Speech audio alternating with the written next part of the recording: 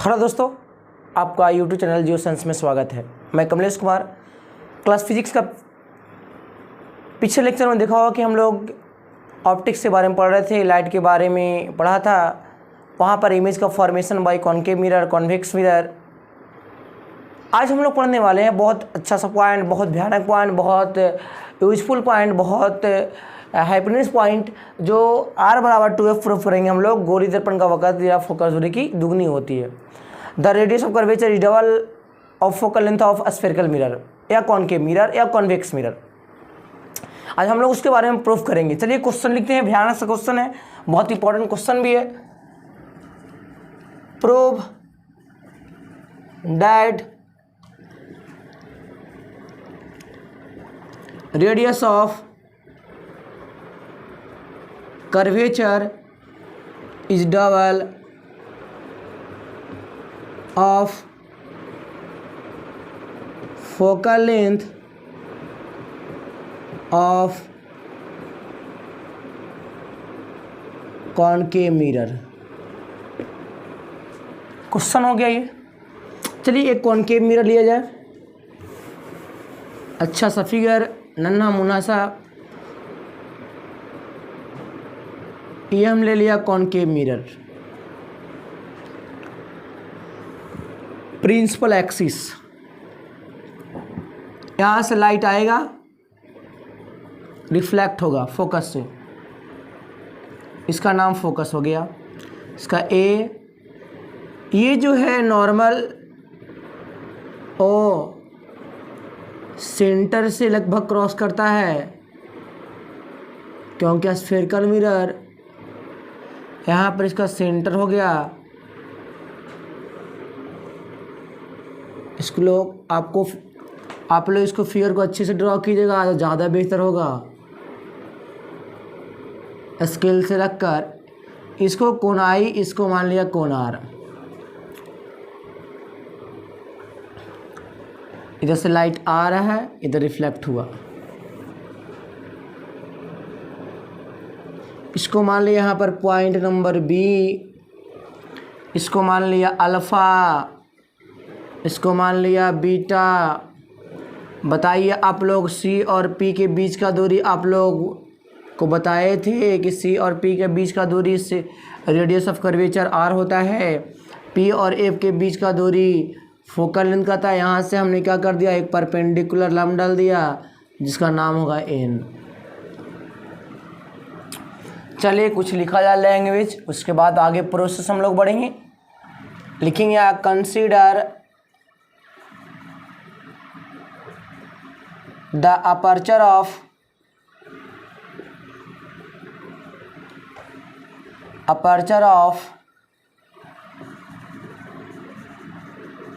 concave mirror is very small।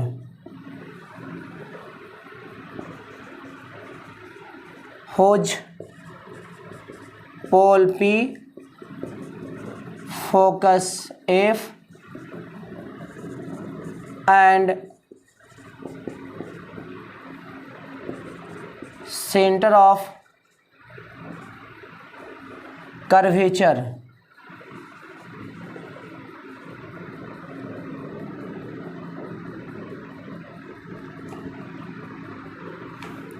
C of concave mirror। Concave mirror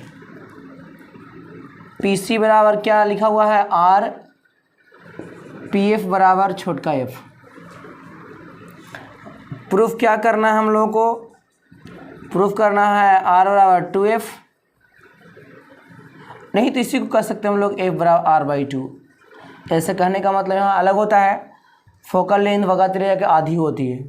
चलिए काम करते हैं, बारी बारी से अप्लाई करते हैं। आप लोग लॉ ऑफ रिफ्लेक्शन पढ़ोगे। Apply law of reflection.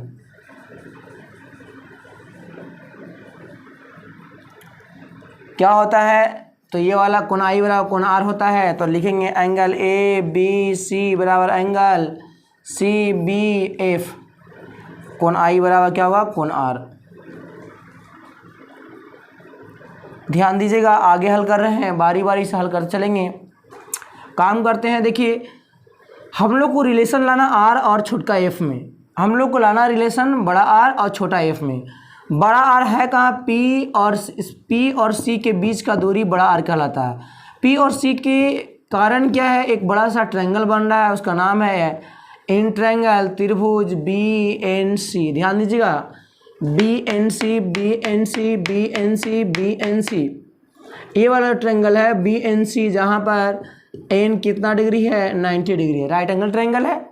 तो क्या करेंगे हम लोग, पहले tan अल्फा निकाल लेते हैं। tan अल्फा बराबर फार्मूला पता होगा, tan थीटा बराबर होता है क्या, p बाई बी। तो tan अल्फा बराबर हो जाएगा, p का रूप काम करेगा कौन, बी एन, अब बटा b का काम करेगा c से लेकर p के बीच का दूरी, इसको सी एन बोलेंगे।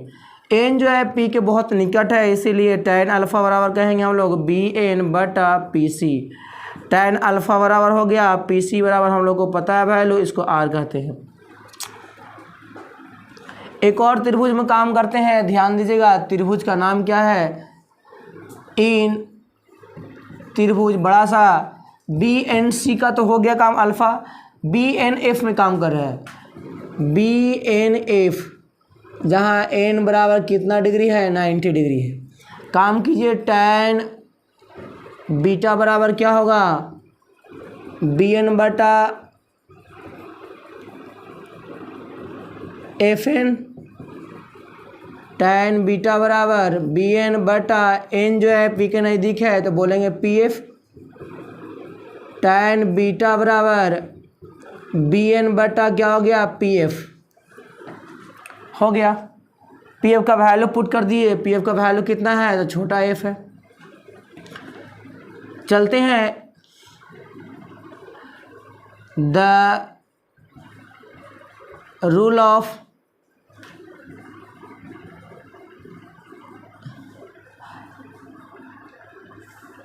बोलेंगे according to rule of external angle of triangle. हम लोग क्या पढ़े थे, किसी भी त्रिभुज के बाह्य कोण दोनों अंतः कोणों के योगफल के बराबर होता है। आप लोग पढ़े होंगे 9th क्लास में, ये रूल होता है, किसी भी त्रिभुज के बाह्य कोण उनके अंतः कोणों के योगफल का क्या होता है, बराबर होता है। देखिए एक बड़ा सा त्रिभुज के, देखिए बी सी एफ में बाह्य कोण का चाहिए है, बीटा है, तो अल्फा प्लस बीटा के बराबर होगा, तो लिखेंगे बीटा बराबर अल्फा प्लस आई। ध्यान दीजिएगा, आई बराबर हम क्या कर सकते हैं, आर कर सकते हैं। आई बराबर क्या सकते हैं, हम क्या कर सकते हैं, आर। देखिए बी बराबर बीटा बराबर अल्फा प्लस क्या लिखेंगे, इसको हम आर लिखेंगे। तो आर बराबर हम लोग पढ़ चुके हैं आई। आई बराबर क्या होता है, आई बराबर क्या होगा, आर होगा। तो बीटा बराबर यहाँ ध्यान दीजिएगा अल्फा।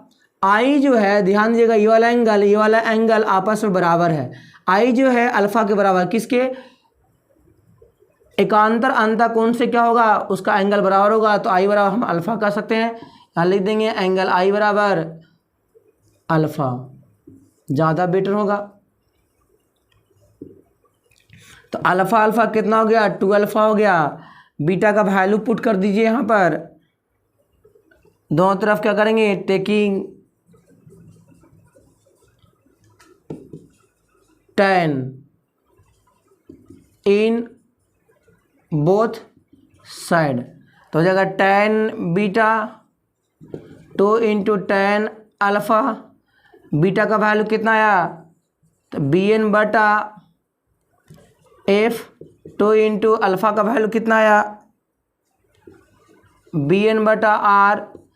बी एन से बी एन कट गया, यहाँ पर वैल्यू निकल कर आ गया 1 बटा ए बराबर 2 बटा आर, इसीलिए आर बराबर क्या हो गया, 2f। आप इसको अच्छे से नोट कर लीजिएगा, ज़्यादा बेटर होगा, नहीं तो आपका यहाँ से 5 नंबर छूटने का उम्मीद रहता है। और ये आसान तरीका है, बहुत लचीला है। 2 गो ट्रायंगल से काम करना है, 2 गो ट्रायंगल से हम लोग निकाल लेंगे वैल्यू। आसान तरीका, पहला कौन सा ट्रायंगल, तो बी एन सी और दूसरा B N F, B N C और दूसरा बी एन एफ। आप इसको अच्छे से वीडियो को स्थिर करके नोट कर लीजिएगा, नोट्स कॉपी तैयार कर लीजिएगा, जो आने वाला टाइम में आपको काम देगा। ये हुआ कॉनकेव मिरर के द्वारा। इसके बाद हम लोग पढ़ेंगे कॉन्वेक्स मिरर के द्वारा R बराबर 2F, नहीं तो यहाँ F बराबर R/2 भी कर सकते हैं, कोई दिक्कत नहीं है। इसके बाद कॉन्वेक्स मिरर के द्वारा हम लोग R बराबर 2F प्रूफ करेंगे कि रेडियस ऑफ कर्वेचर फोकस दूरी की क्या होती है, दुगनी होती है। इसके बाद हम लोग को पढ़ना है साइन कन्वेंशन, इसके बाद पढ़ना है मिरर फार्मूला। अब मिरर फार्मूला पढ़ने के बाद यूज ऑफ कॉन्वेक्स और यूज ऑफ कॉनकेव, अवतल दर्पण का उपयोग और उत्तल दर्पण का उपयोग। इसके बाद आपका लॉ ऑफ रिफ्लेक्शन खत्म हो जाएगा और लॉ ऑफ रिफ्रैक्शन चलेगा ऑप्टिक्स का के अंतर्गत सेकेंड लेसन का पार्ट मान लीजिए तो रिफ्लेक्शन ऑफ लाइट। इस वीडियो में बने रहने के लिए आपका समय शुभ हो। जय हिंद।